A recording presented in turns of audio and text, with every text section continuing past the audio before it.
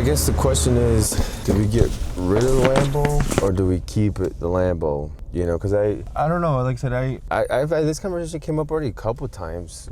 I asked Stan, dude, in the summer. Well, whenever you were with me, these are the times that I used it. Because think about it, like I'm always out in the field. Like I'm not gonna drive the Lambo to the, out in the field and the job sites. The weekends, I'm with my kids, so yeah, I love the fucking trucks. Like I think I always go to this, like this. Like the whole thing is, I was like, you know what, I'll keep it because I'll go to car shows. And dude, like on the weekend, I'm not gonna leave my family to go to a car show on a Sunday.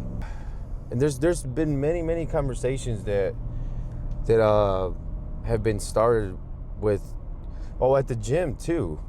At the gym, same thing. There's a guy that was at the gym. He started asking me about the Lambo. A couple times I drove it. Started asking me about the Lambo, this and that, and next thing you know, we became friends. He bought a Porsche. Then we're now building it back, his backyard. Yeah, that's it. And there's been many instances, right, that I've been able to start a conversation because of the car. But all right, let's fucking do this.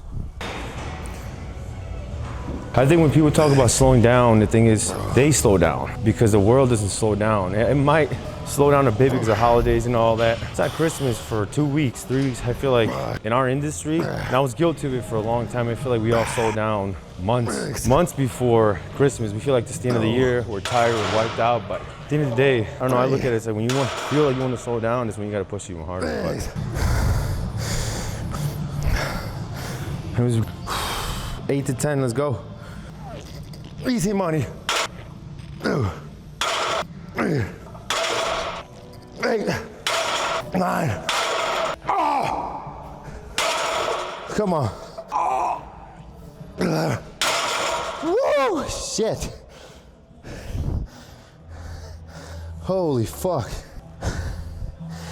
Like I said, it's a mindset. At the end of the day, people are spending money. We just closed another deal yesterday for $60K. Maybe we would have closed 3 or 4 in the springtime, and then you see our guys in MDC, Monterey Contractor, they're winning too. They're in the same areas where we are, where we technically are supposed to be shut down. They're winning. So, there's most of you guys watching this work all year round. You don't have to shut down, so slowing down shouldn't be an option. Sounds like food, man. Or is it just me? So you can see we just got done with the gym.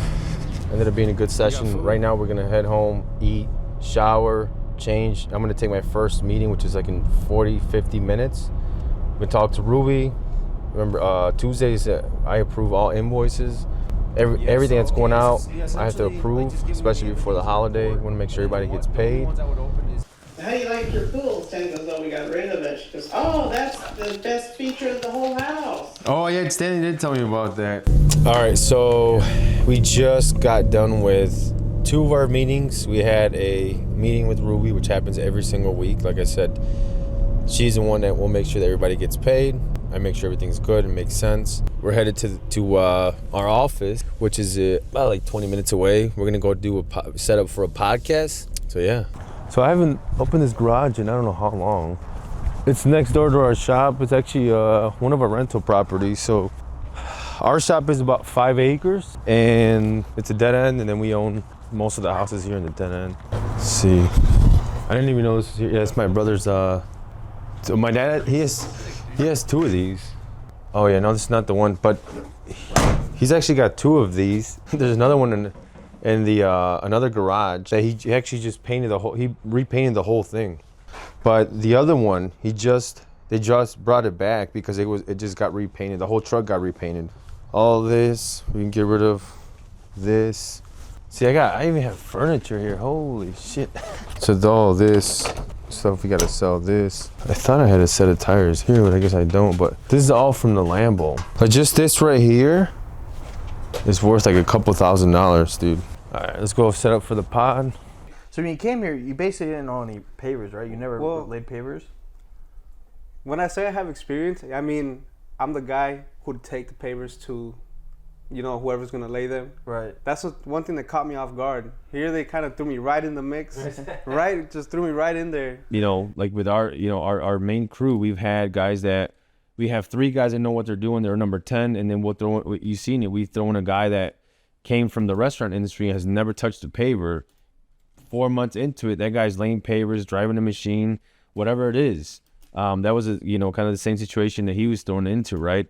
It's inevitable for these guys, for him or any guys, if we throw him in that crew, if he shows up and he wants to win, it's going to be tough for him not to learn and catch up to speed. Now, if you do the reverse, like I said, then you're really going to sacrifice. You should expect quality to drop and just have nothing but issues. All right, guys, just got done with the podcast. We actually just drove out here to Naperville. I do have a consultation here in the next few minutes. So remember, this is our initial consultation where we talk to them about pricing, design, all that. But I don't want to be late, so let's get into the consultation and we'll jump right back in the truck. The whole thing was going on right now. So we just got done with the consultation, hopped in the truck. I was on the phone, Stanley called your phone. But yeah, the whole situation there is we placed the fence back panel, and with the wind it broke off. We had a fence guy out there. We were gonna fix it, and then for whatever reason, this fence guy just ghosted me. We had to send the second fence guy to go fix his fence panel that was broken by one of our subcontractors. I don't know if it was necessarily broken by us, but